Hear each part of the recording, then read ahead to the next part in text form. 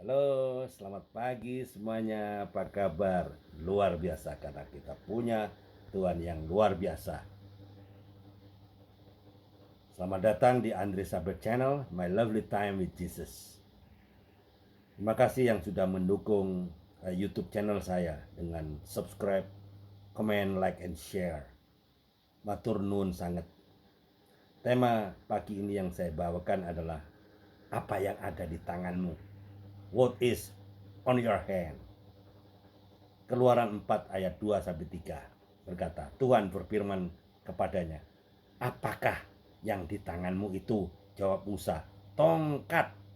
Firman Tuhan, lemparkanlah itu ke tanah. Dan ketika dilemparkannya ke tanah, maka tongkat itu menjadi ular sehingga Musa lari meninggalkannya. Ya, Keluaran 4 ayat 2 sampai 3. Suatu kali sebuah gereja mengadakan kebaktian kebangunan rohani atau KKR lah ya. Di acara itu ada seorang pemuda datang dengan terlambat dia. Dia datang dengan hati yang gundah, berharap dia mendapatkan jawaban atas hidupnya, atas persoalannya, atas masalahnya. Sayangnya pemuda itu tidak menemukan bangku kosong untuk dia duduk karena ramainya jemaat yang hadir penuh sesak. Ia sudah berniat meninggalkan tempat tersebut ya. Sebetulnya dia nggak dapat tempat, mendingan dia pulang lah. Dia sebenarnya kepingin udah meninggalkan tempat sebelum tempat tersebut ya. Tapi untunglah sebelum kemudian seorang aser ya, si penerima tamu mendatanginya dan memintanya menunggu ya, menunggu sejenak ya. Sang aser pergi ke gudang gereja dan dia menemukan sebuah kursi tua tapi masih layak untuk diduduki, masih kuat lah. Ia pun membawakannya untuk pemuda itu. Pemuda itu pun mengikuti kebaktian kebangunan rohani hari itu. Ia mendapatkan jawaban atas masalah hidupnya. Siapa sangka ya, bertahun-tahun kemudian pemuda itu menjadi hamba Tuhan yang dipakai oleh Tuhan, membawa banyak jiwa-jiwa kepada Tuhan. Semua dimulai dari seorang penerima tamu, Asher ya, yang melayani dengan sepenuh hati. Apakah yang ada di tanganmu itu? Ya, seperti ayat 2 tadi. Itulah pertanyaan Allah kepada Musa ketika meminta Musa menjadi utusannya kepada Firaun. Awalnya jujur, Musa merasa dirinya bukanlah orang yang tepat untuk rencana itu. Allah pun menunjukkan kuasanya dengan mengubah tongkat itu menjadi ular. Nah, ayat 3 tadi.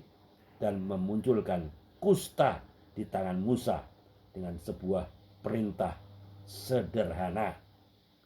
Tongkat Musa nyatanya benar-benar terlibat di banyak mujizat spektakuler waktu perjalanan Musa memimpin rakyat Israel ya, Bani Israel keluar dari Mesir untuk menuju ke tanah perjanjian.